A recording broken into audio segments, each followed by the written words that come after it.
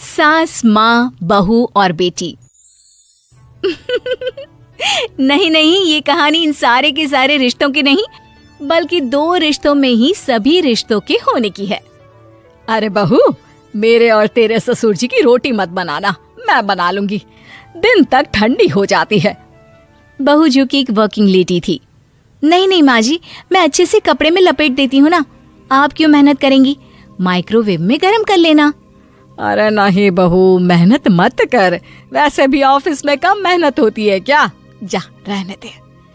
लेकिन बहू मानती नहीं, वो सास ससुर की रोटी बना कर ही जाती है।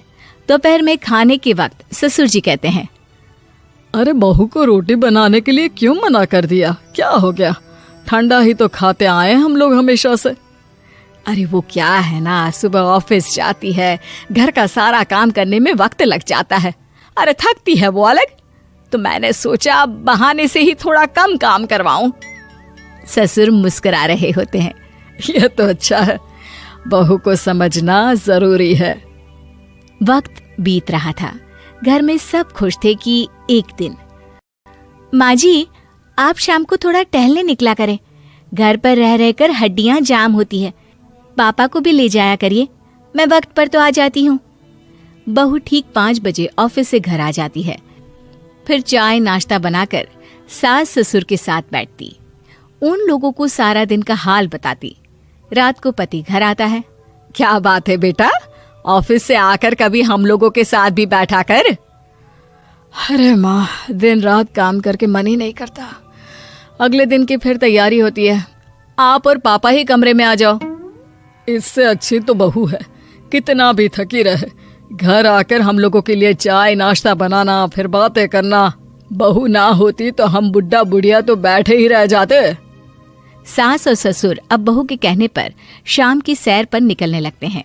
सास की कई सहेलियां बनती है तो ससुर को भी कुछ बुजुर्ग लोगों का ग्रुप मिल जाता है। कैसा रहा सहेलियों के साथ शाम का वक्त? हम लोगों ने तो भाई खूब योगा किया। अरे हम लोगों को गप्पों से फुर्सत ही नहीं होती। वैसे मिसेस मल्होत्रा आज बहू के बारे में कुछ बोल रही थी। तभी वहां ऑफिस से बहू आ जाती है जो जींस और टॉप में होती है। क्या बात है माँ, क्या कह रही थी आपकी सहेली आपकी बहू के लिए? सास इस बार बहू को कुछ अलग तरीके से देखती है और उल्टा सवाल ही दाग देती है। क्या कह रही थी वो हटा, ये बता, तेरे ऑफिस में तो मर्द भी काम करते होंगे ना? बहू जो अब तक मजाक कर रही थी वो सीरियस हो जाती है। मर्द होंगे नहीं माँ जी, मर्द ही ज्यादा है, हम 5 ही लड़कियां हैं ऑफिस में। अरे तो अच्छा लगता है क्या ऐसे कपड़े पहनती हो? कल से तुम ना साड़ी पहनकर ऑफिस जाना, और हाँ, शाम का नाश्ता थोड़ा जल्दी बनाया करो, नाश्ता बनाकर बाद में ही ऑफिस के कपड़े चेंज करने जाना।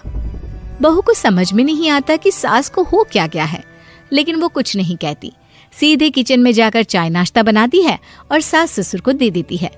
अगले रोज बहू ऑफिस के लिए तैयार होती है तो खूब सुंदर सी साड़ी पहनती है और ऑफिस के लिए निकलने से पहले सास और ससुर के पैर छूती है और निकल जाती है।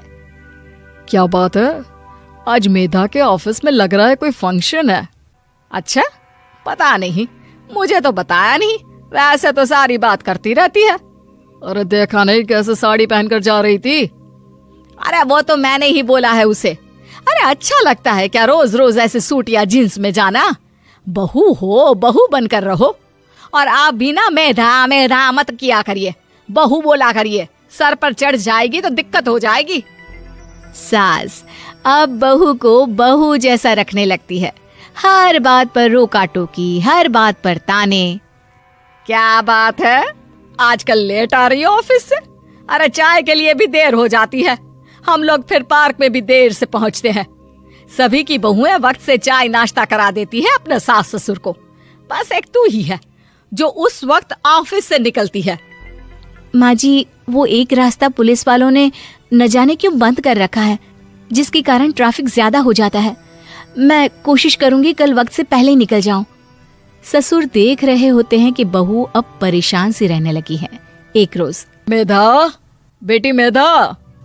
जी पिताजी। बेटा देख जरा कौन सी टी शर्ट अच्छी लग रही है। वो क्या है ना, शाम को सब बदल बदल कर टी शर्ट पहनते हैं, मैं भी सोच रहा हूँ कि आज कुछ अच्छा सा पहन कर जाऊं। हाँ पिताजी, ये सही है। ये लाल वाली ना बहुत जचेगी आप पर। मेरे पापा पर भी डार्क रंग बहुत जचता है। क्या चल रहा है? अरे ससुर के सामने घूंघट तो छोड़ो, ऊपर से रंग बताया जा रहा है टी शर्ट का। अरे बहू, कोई संस्कार दिए नहीं है क्या तेरी माँ ने? बहू इस बार बहुत निराश हो जाती है। वो वहां से तुरंत अपने कमरे में चली जाती है। अब बहू घर का सारा काम करती, ऑफिस जाती, लेकिन साड़ी और सर पर पल्ला लेकर। एक बार पड़ोसन उनके घर आती है। वाह सुमित्रा बहन, बहू का तो रूप ही बदल दिया। ठीक किया, बहू बहू जैसी ही अच्छी लगती है। अच्छा चलती हूँ मैं। पड़ोसन के जाने के बाद सास बड़ी अकड़ के साथ कहती है, देखा मेरा कमाल, कैसे मैंने मेधा बहू को कंट्रोल में कर लिया। अब बारी ससुर के बोलने की थी। हाँ सुमित्रा, बिल्कुल ये काम तो किया है तुमने, लेकिन कभी सोचा क्या खो दिया? क्या खो दिया? मैंने तो कुछ नहीं खोया जी। खोया है, पहले बहू जब ऑफिस जाती तुम्हारे पैर छूकर तुम्हें गले लगाती, लेकिन अब सिर्फ पैर छूती है।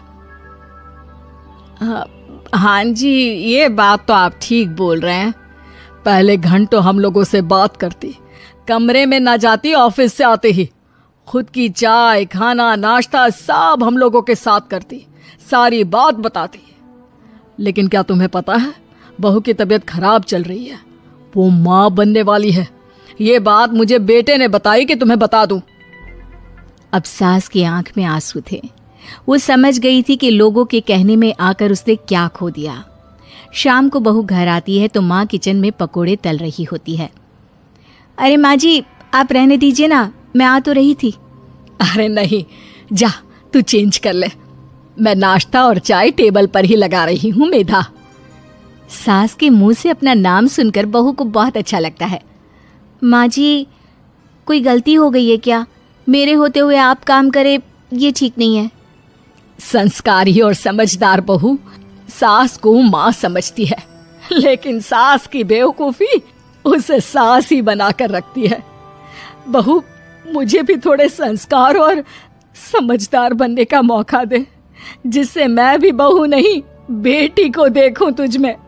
और हाँ, मेरा होने वाला पोता क्या कहेगा कि दादी ने तो मेरी माँ को बहुत परेशान किया। बहू सास को गले लगा लेती है। नहीं माँ जी, वो कहेगा कि माँ को तो दादी ने बेटी बनाकर रखा है।